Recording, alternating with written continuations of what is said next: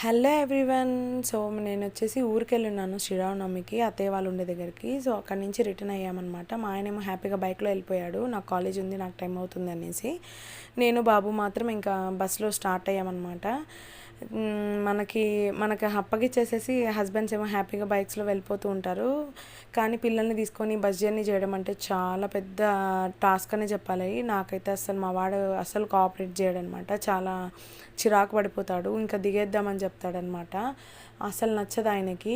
ఇంకా ఎలాగో అలా మేనేజ్ చేసుకునేసి రీచ్ అయిపోయామన్నమాట. మా వాడైతే పడుకున్నాడు కాబట్టి మేనేజ్ చేయగలిగాను. మార్నింగ్ స్టార్ట్ అయిపోయాను నేను. నాకు 3.5 hours 4 hours పడుతుందన్నమాట కంప్లీట్గా నేను ఇల్లు చేయడానికి. సో చాలా కష్టం బస్ జర్నీ చేయడం అంతసేపు. నాకైతే చాలా చిరాకు.